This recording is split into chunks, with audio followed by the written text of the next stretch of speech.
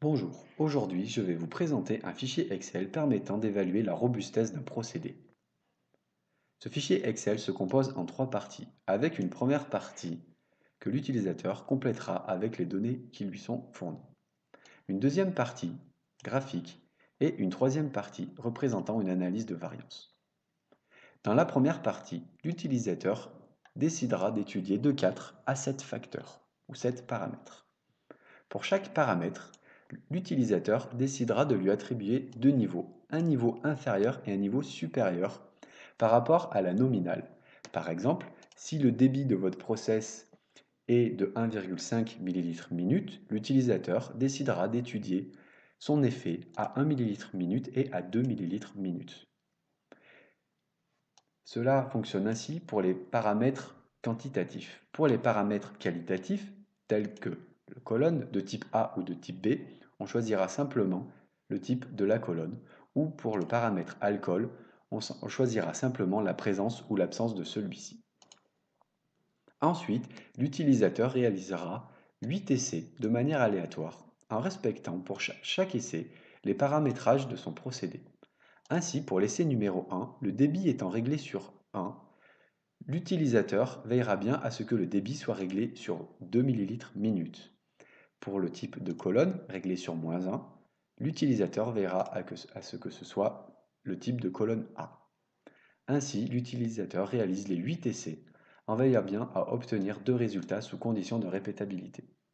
L'utilisateur pourra également indiquer les tolérances inférieures et supérieures, ce qui permettra notamment le calcul du CPK.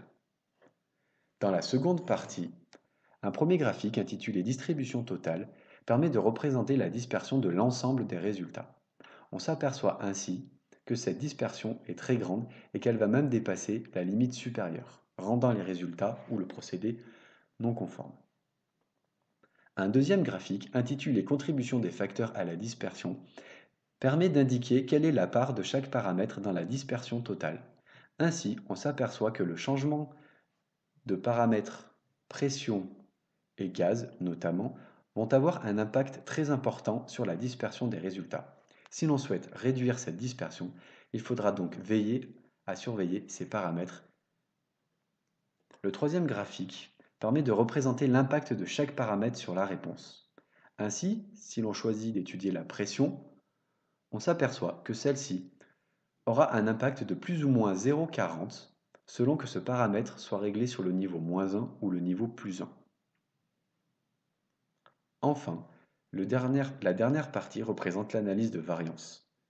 Cette analyse de variance permet notamment de dessiner le graphique contribution et effet de la réponse. Mais ce qui nous intéresse dans l'analyse de variance, c'est notamment les ficheurs observés que l'on comparera aux ficheurs critiques. Ainsi, si le fichier observé est inférieur au ficheur critique, alors le paramètre sera considéré comme non significatif d'un point de vue statistique. Cette limite, ce fichier critique, est indiqué sur le graphique par la petite barre en pointillé. Ainsi, les paramètres pression, gaz seront statistiquement significatifs, ce que l'on peut voir ici.